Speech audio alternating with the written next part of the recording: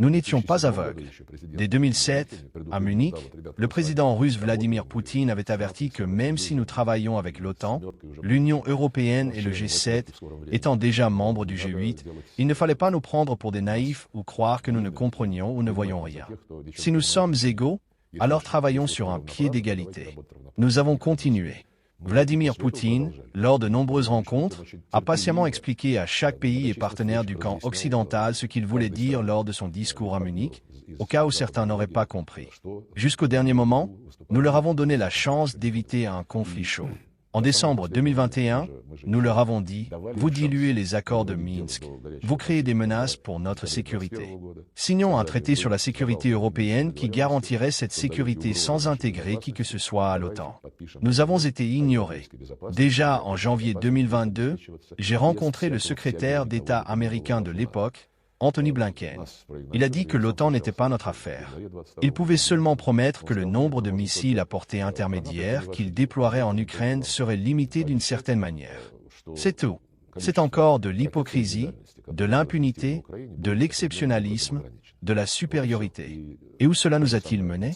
Ce n'est pas pour rien que le président Vladimir Poutine a déclaré, lors d'un de ses grands événements l'année dernière, que la situation d'avant février 2022 ne se reproduirait plus jamais. C'est-à-dire qu'il espérait jusqu'en février, tout en comprenant déjà la vanité de ses espoirs. Mais il leur a donné une chance jusqu'au dernier moment. Asseyons-nous à la table, discutons de la sécurité, y compris celle de l'Ukraine, mais de manière à ce que les mesures prises ne sapent pas la nôtre. Tout cela était sur la table. Aujourd'hui, de nombreux hommes politiques, anciens membres du gouvernement et personnalités publiques avec l'esprit de l'escalier, c'est-à-dire qu'ils ont quelque chose en commun avec le paysan russe qui est fort de l'esprit de l'escalier, disent qu'il aurait fallu agir différemment. Mais les choses se sont passées comme elles se sont passées. Nos objectifs sont clairs, les tâches sont définies, comme on le disait déjà en Union soviétique. En parlant de 2022, tout le monde se souvient que vous avez eu de longues négociations avec Antony Blinken. À quel moment avez-vous compris, pour vous-même, qu'il ne serait pas possible de parvenir à un accord? Comment a été prise la décision de lancer l'opération militaire spéciale? Un mois s'est encore écoulé entre vos négociations avec Blinken.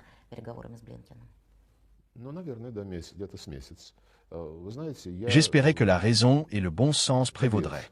Mais c'est l'orgueil qui a prévalu. Non seulement les plans visant à intégrer matériellement l'Ukraine dans l'OTAN, à créer des bases en Crimée, en mer d'Azov, tous ces plans existaient. Mais au-delà de ce dessein géopolitique, l'orgueil a également joué un grand rôle. Comment cela? Ils disent « non » et nous devrions accepter? Je n'exagère pas. C'est, de manière crue, ce qui les guidait. C'est triste. Ce n'est pas du bon sens. Ce n'est pas pour rien que Donald Trump ne cesse de répéter, à propos de tout conflit et en examinant la position de l'Amérique, que le bon sens doit prévaloir. Et le bon sens de Washington dicte de rester à l'écart. Nous nous souvenons que le président de la Fédération de Russie, Vladimir Poutine, a déclaré que la balle était dans leur camp. Pour beaucoup, les négociations à Riyad ont été une surprise. Quel travail préliminaire avez-vous mené et quand l'avez-vous commencé pour que ces négociations aient lieu? Il n'y a eu aucun travail préliminaire. Les présidents se sont contactés à l'initiative de Donald Trump. Ce ballon, le président Vladimir Poutine le lui avait passé en 2018 à Helsinki, lors d'une conférence de presse après la Coupe du Monde, c'était le ballon officiel de la FIFA. Donald Trump l'a attrapé, l'a fait tourner et l'a lancé aux membres de sa délégation assis devant lui. Nous partions tous du principe que ce n'était pas Donald Trump qui avait rompu les relations, mais Joe Biden, même s'il s'agit du même pays. Donald Trump en était parfaitement conscient et a appelé lui-même. Juste avant, il avait envoyé en Russie un proche conseiller pour une discussion détaillée. Ensuite, lors de l'appel téléphonique, sur sa proposition, nous avons convenu de nous rencontrer à Riyad. Nous nous y sommes rendus 3 jours après l'appel. Donc, il n'y a eu aucune préparation. Je parle de préparation bilatérale. Bien sûr, chaque équipe s'est préparée. Nous au ministère des Affaires étrangères, eux au département d'État. C'était une conversation tout à fait normale entre deux délégations. Ce qui est frappant, c'est que cette normalité a été perçue comme une sensation. Cela signifie que nos partenaires occidentaux, pendant le mandat de Joe Biden, ont réussi à amener l'opinion publique mondiale à un état où une conversation normale est perçue comme quelque chose d'extraordinaire. Nous ne penserons jamais de la même manière sur chaque question de politique mondiale. Nous l'avons reconnu à Riyad. Et les Américains l'ont également reconnu. Ils l'ont d'ailleurs eux-mêmes exprimé. Là où nous voyons des intérêts communs, le bon sens suggère qu'il est stupide de ne pas les utiliser pour les transformer en actions concrètes et obtenir des résultats mutuellement bénéfiques. Là où les intérêts divergent, c'est aussi ce qu'a dit le secrétaire d'État américain Marco Rubio, le devoir des puissances responsables est de ne pas laisser ces divergences dégénérer en confrontation. C'est tout à fait notre position. D'ailleurs, c'est le format sur lequel se construisent les relations entre les États-Unis et la Chine. Ils ont un grand nombre de désaccords. Les Américains annoncent de nombreuses sanctions contre la Chine pour supprimer un concurrent. Pas autant que contre nous. Les Américains et les Européens imposent des droits de douane de 100% sur les voitures électriques. C'est simplement une concurrence déloyale. Mais je reviens au modèle de relation. Malgré tous ces désaccords, malgré le fait que les plus hauts dirigeants des États-Unis et de la Chine, les ministres, s'accusent périodiquement d'actions illégitimes, principalement dans le domaine économique, mais aussi en politique et en sécurité. Lisez comment les ministres chinois parlent des plans de l'Occident dans le détroit de Taïwan ou en mer de Chine méridionale. C'est une opposition très vive. Je comprends les camarades chinois lorsque l'Occident dit qu'il adhère à la politique d'une seule Chine, ce qui signifie que la Chine est une et que Taïwan en fait partie. Mais après avoir dit qu'ils soutiennent la politique d'une seule Chine, ils disent tous que le statu quo ne doit pas être touché. Et qu'est-ce que le statu quo? C'est un Taïwan indépendant. Il y a donc beaucoup de duplicité. Ce n'est pas pour rien qu'un représentant du ministère chinois de la Défense a récemment déclaré qu'ils étaient fermement attachés à un règlement pacifique, mais n'excluaient pas l'usage de la force militaire si on les menait en bateau. À peu près comme ça. Malgré tout, le dialogue entre Pékin et Washington n'a jamais été interrompu. Je pense que c'est exactement le modèle qui devrait prévaloir dans les relations entre deux États, surtout entre la Russie et les États-Unis, qui, d'une part, peuvent trouver des intérêts communs et faire beaucoup de choses mutuellement bénéfiques, et d'autre part, sont obligés, en cas de divergence d'intérêts, de ne pas laisser les choses dégénérer en guerre. Déjà lors de la première élection de Donald Trump, beaucoup de nos politiciens sont tombés dans l'euphorie. Aujourd'hui, ils y retombent. Les États-Unis ont toujours le même objectif, être le premier pays au monde. Sous Joe Biden, sous Barack Obama, en général sous les démocrates, ils ont essayé de le faire en soumettant tout et tout le monde, en payant pour ce soutien, comme ils paient pour l'OTAN, comme ils ont payé le Japon et la Corée du Sud, en créant des avant-postes avec la participation de l'OTAN et des composantes nucléaires. Donald Trump, lui, est un pragmatique. Son slogan est le bon sens. Cela signifie, tout le monde le voit, un passage à une autre manière de faire les choses. Mais l'objectif reste le même, MAGA, Make America Great Again. Maintenant, il a une nouvelle casquette. Tout ce que Donald Trump a promis, il l'a fait. Cela donne un caractère vivant et humain à la politique. C'est pourquoi il est intéressant. Son équipe, le secrétaire d'État Marco Rubio et le conseiller à la sécurité nationale Michael Waltz, sont des gens tout à fait raisonnables dans tous les sens du terme. Ils parlent en partant du principe qu'ils ne nous commandent pas et que nous ne les commandons pas. Simplement, deux grands pays se sont assis pour discuter de ce qui ne va pas chez eux et de ce que leur prédécesseur a cassé en 4 ans, détruisant tous les canaux de contact sans exception, imposant des sanctions qui ont conduit à l'expulsion des entreprises américaines, entraînant des pertes de centaines de milliards de dollars.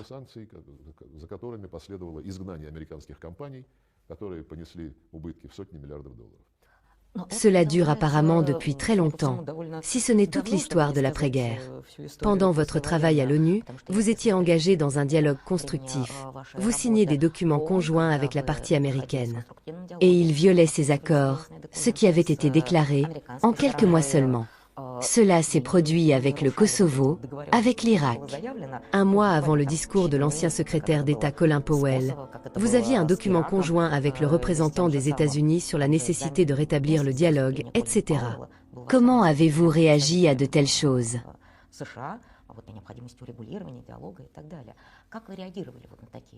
C'est devenu une habitude. Vous avez tout à fait raison. Cela continue d'essayer de rouler tout le monde, de présenter leur position comme la seule valable. C'était même le cas avec le secrétaire d'État américain Colin Powell. Nous avons également travaillé étroitement avec lui. Je suis sûr qu'il ne savait pas ce qu'il y avait dans l'éprouvette, quelle était cette poudre blanche, qu'il agitait au Conseil de sécurité de l'ONU en disant que le président irakien de l'époque, Saddam Hussein, n'était pas de ce monde. Il a simplement été piégé par des agents de la CIA. Je ne veux pas être anti-européen. Cependant, la situation actuelle confirme une idée avancée par de nombreux historiens.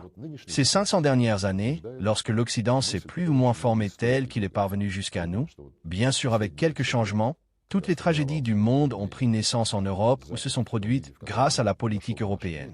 Colonisation, guerre, croisade, guerre de Crimée, Napoléon, Première Guerre mondiale, Adolf Hitler.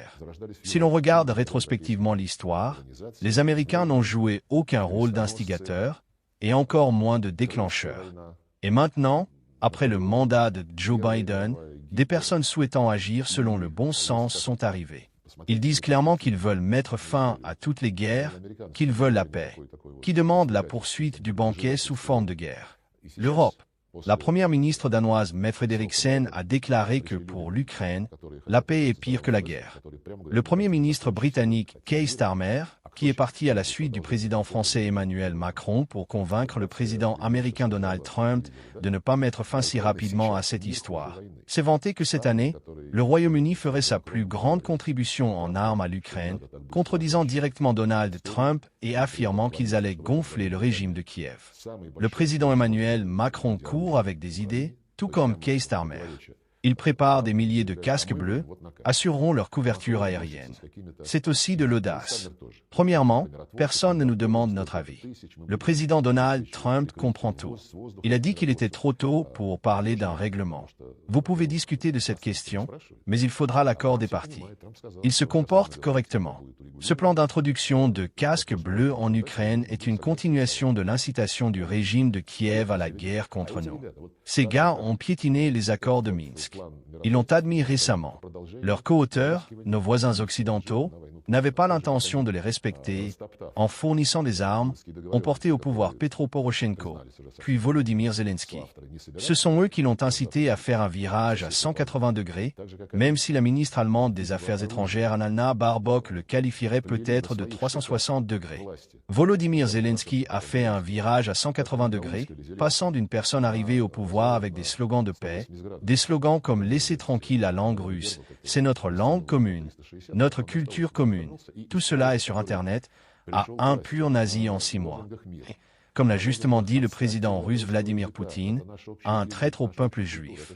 De la même manière qu'ils l'ont porté au pouvoir sur les baïonnettes et l'ont poussé en avant, ils veulent maintenant le soutenir avec leurs baïonnettes sous forme de force de maintien de la paix. Mais cela signifiera que les causes profondes ne disparaîtront pas. Lorsque nous demandons à ces penseurs ce qui arriverait hypothétiquement à la partie qu'ils prendraient sous contrôle, ils répondent que rien, l'Ukraine restera. J'ai demandé à un camarade, la langue russe y sera-t-elle interdite? Il n'a rien dit. Ils ne peuvent pas prononcer de mots condamnant ce qui s'est passé. Aucune autre langue n'a subi une telle agression. Mais imaginez si en Suisse on interdisait le français ou l'allemand, ou si en Irlande on interdisait l'anglais. Les Irlandais veulent maintenant un peu s'autodéterminer. Essayer d'interdire l'anglais maintenant, ils secouraient toute l'ONU pour ces colonnes, exigeant la condamnation de l'Irlande. Mais ici, c'est possible. Vous leur dites en face, et ils ne répondent rien. C'est exactement comme moi, cela fera bientôt 3 ans, qui, publiquement lors des réunions de l'ONU et en rencontrant la presse, demande de l'aide pour obtenir ne serait-ce qu'un peu d'informations sur Boutcha, la tragédie qui a été utilisée pour nous imposer des sanctions. Ces scènes ont été montrées par la BBC 2 jours après qu'il n'y avait plus aucun de nos militaires sur place. Nous demandons maintenant une seule chose, j'ai déjà renoncé à espérer plus. Pouvons-nous voir la liste des personnes dont les corps ont été montrés sur la BBC? J'ai même demandé cela publiquement au secrétaire général de l'ONU, Antonio Guterres, lors d'une réunion du Conseil de sécurité, et pas une seule fois. La dernière fois, c'était en septembre 2024. J'étais à New York pour la session de l'Assemblée générale. J'ai eu une conférence de presse finale, avec toute la presse mondiale, environ 70 personnes, et je leur ai dit, Les gars, vous êtes journalistes, ne seriez-vous pas intéressés de savoir professionnellement ce qui s'est passé là-bas? Nous avons officiellement demandé des informations au Haut Commissariat des Nations Unies aux droits de l'homme. Ils ont une mission en Ukraine, au sein de ce bureau, créé sans consensus, sans consulter personne, sur les noms des personnes montrées mortes à l'écran. Aucune réaction. Et j'ai aussi fait honte aux journalistes. Cela faisait déjà 2,5 ans depuis cette tragédie, lorsque la BBC a montré Boutcha à l'écran et sur les réseaux sociaux. C'était une explosion médiatique. 3 jours et tout est passé, ai-je dit. On vous a dit de vous calmer. Je connais bien la moitié des journalistes présents. Ils travaillent là depuis longtemps. Ne peuvent-ils pas envoyer une demande journalistique aux Ukrainiens? Personne ne fait rien. Une commande est passée, et c'est tout. En 1970, nous sommes parvenus à une conclusion et avons adopté une déclaration détaillée sur tous les principes de la Charte des Nations Unies, expliquant comment ils sont interconnectés. En ce qui concerne l'intégrité territoriale et le droit des nations à l'autodétermination, un consensus au plus haut niveau a été atteint, stipulant que tous doivent respecter l'intégrité territoriale des États qui respectent le principe du droit des nations à l'autodétermination. Par conséquent, ces États ont un gouvernement représentant l'ensemble de la population vivant sur leur territoire. Tout comme les colonisateurs ne représentaient pas la population de leur colonie en 1960. C'est pourquoi ce principe a prévalu. En Ukraine, immédiatement après le coup d'État, ils ont déclaré qu'ils aboliraient le statut de la langue russe et ont qualifié de terroristes ceux qui n'acceptaient pas les résultats du putsch. À partir de 2019, une série de lois visant à éliminer la langue russe dans tous les domaines a été adoptée. Comment peut-on dire que ce groupe de putschistes représente les intérêts de la population du Donbass, de la Nouvelle-Russie et encore moins de l'Ukraine? Par conséquent, la Charte des Nations Unies ne doit pas être modifiée. Elle est moderne. Elle doit simplement être respectée et appliquée. Et il ne faut pas dire que, lorsque le Kosovo a déclaré son indépendance sans aucun référendum, c'était un droit à l'autodétermination. Mais que lorsque la Crimée a organisé un référendum transparent avec la participation de centaines d'observateurs européens, de parlementaires et de personnalités publiques, c'était une violation de l'intégrité territoriale de l'Ukraine. La duplicité, le cynisme, l'hypocrisie, c'est ce à quoi nous... Les propos de Sergueï Lavrov mettent en lumière les contradictions et les stratégies de l'Occident face à la crise ukrainienne. Son discours soulève une question cruciale, la Russie a-t-elle réellement été poussée à agir par les décisions des puissances occidentales, ou aurait-elle pu emprunter une autre voie? Alors, que pensez-vous des arguments de Lavrov? L'Occident est-il responsable de l'escalade du conflit ou s'agit-il d'une vision biaisée? Donnez votre avis en commentaire. À très bientôt.